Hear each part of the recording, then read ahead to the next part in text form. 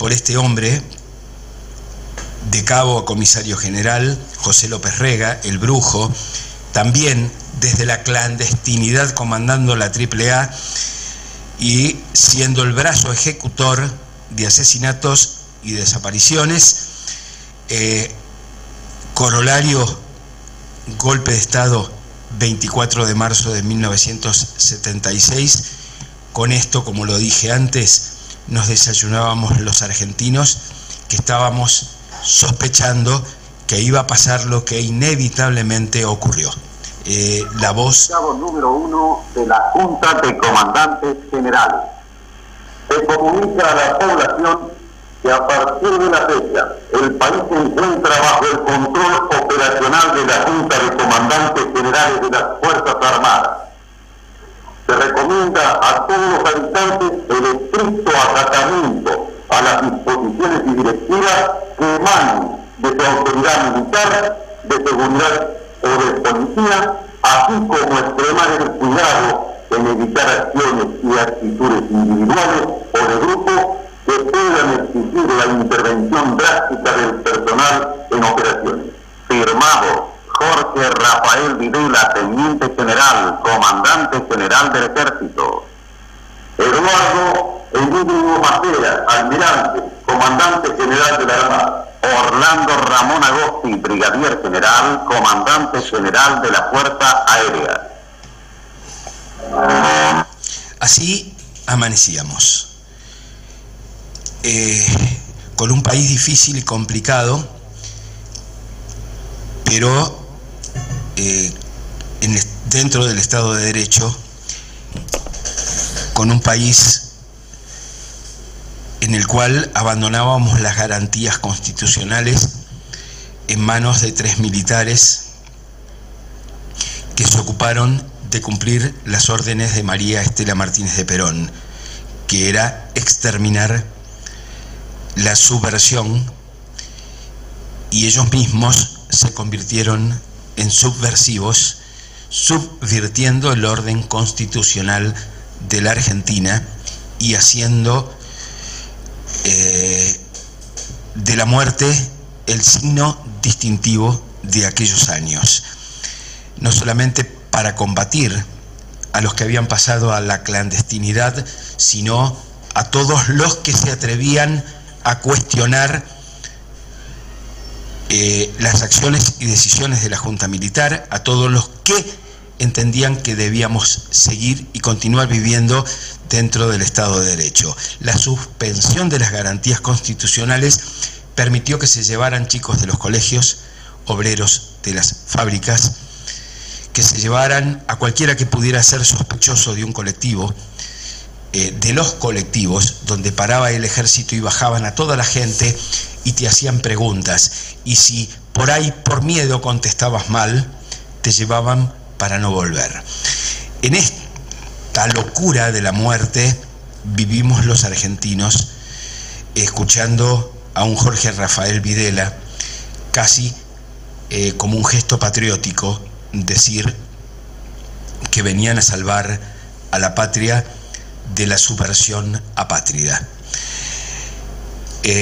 Enseñorados en la muerte, hemos escuchado, testimoniado, visto el despojo y el robo que operaban las Fuerzas Armadas cuando entraban a alguna casa.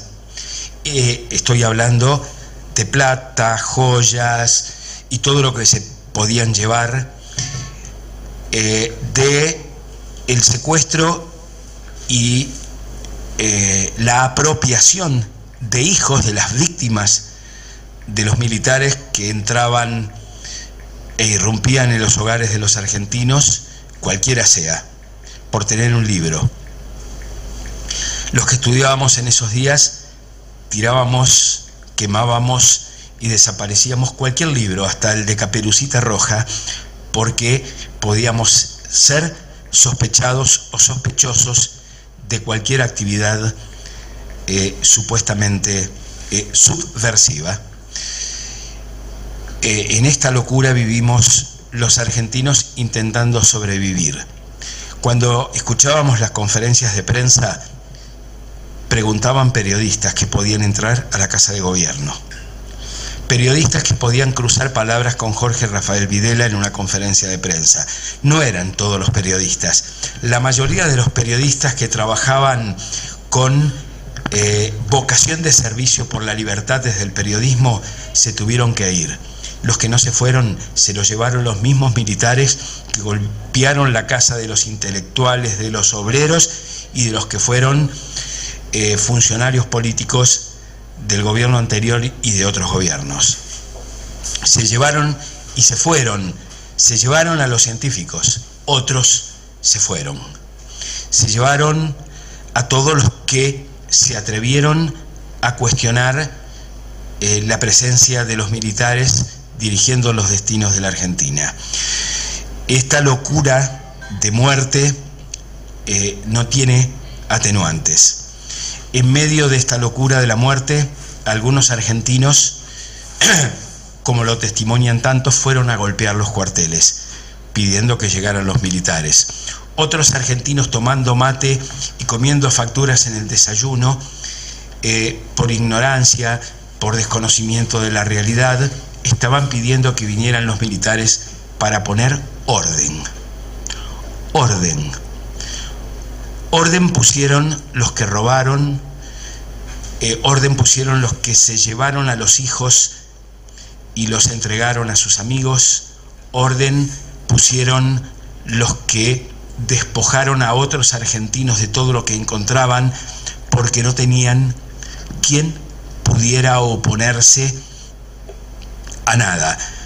Así que sí, robaron como delincuentes comunes, robaron chicos y se los llevaron, secuestraron, torturaron y mataron a chicos, adolescentes y jóvenes idealistas de la Argentina, a los que entendían peligrosos. Hoy todavía estamos recuperando hijos, nietos, hoy todavía hay ausencias en la vida de mucha gente porque no saben a dónde buscar y dónde encontrar a sus hijos.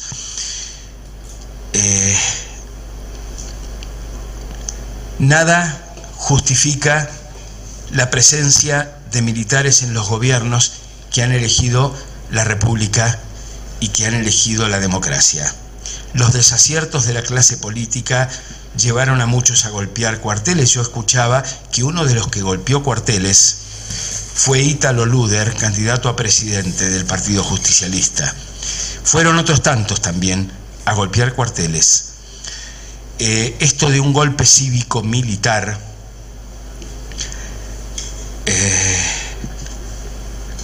negado por tantos y reconocido por tantos, fue exprofeso, pero también por ignorancia de algunos. Yo sé que hay mucha gente que decía se vivía mejor en tiempos de los militares, porque por ahí tomaba mate en su casa un jubilado, o por ahí era la ama de casa que esperaba la llegada de su marido en su casa, que venía de trabajar, y veía todo lo que ocurría a través de los noticieros y de lo que le contaban sus vecinos en el barrio, y pensaba que obviamente se vivía mejor en tiempos de los gobiernos militares. No se vivió mejor, se vivió peor. En realidad no se vivió, vivíamos coqueteando con la muerte todos los días. Hoy que estamos asistiendo y participando a la memoria y al recuerdo, decirle a la clase gobernante, a los dirigentes, a los hombres de las instituciones, que la verdad, lamentablemente, no hay memoria, que la mayoría de nuestros jóvenes han sido vaciados de contenido histórico. No saben ni lo que pasó el 25 de mayo, el 9 de julio, no saben qué pasó el 24 de marzo de 1976, porque alguien, como en aquellos días en que se quería borrar la vida, hoy se quiere borrar la memoria.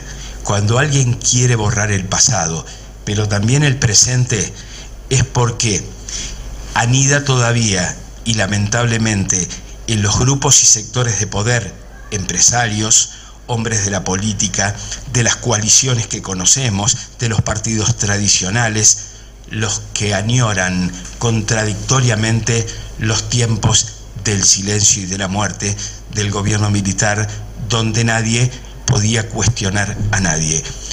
Vamos a cuestionar el golpe de Estado, pero también vamos a cuestionar a todos los políticos que no aprendieron de la muerte y siguen generando situaciones para que alguna señora mayor diga: estábamos mejor con los militares. Esto es porque tenemos corrupción, esto es porque tenemos los peores ejemplos de algunos diputados, senadores y gobernadores que vienen a hacer negocios de familia antes que privilegiar el voto de los que posibilitaron que fuera gobernador, diputado o senador. Estamos minando los cimientos de la democracia. Lamentablemente aprendimos poco después de tantos años de aquel 1983 en que recuperamos la democracia. Maestros, profesores, directores de colegios, autoridades de los ministerios de educación, es una vergüenza lo que están haciendo. Cualquier estudiante secundario de esta democracia y de estos tiempos de la libertad no tienen idea, salvo que lo hayan convocado para el acto del 24 de marzo, qué pasó el 24 de marzo de 1976. Tampoco saben sobre el 25 de mayo, no saben sobre el 9 de julio, no saben sobre la historia argentina, porque algunos pícaros prefieren argentinos indefensos intelectualmente para que, como tantas veces, sirvan de mano de obra barata de algunos importantes empresarios. El presidente de la Nación lo es, y tantos otros que lo acompañan, y otros tantos de otros partidos también. Ya venimos.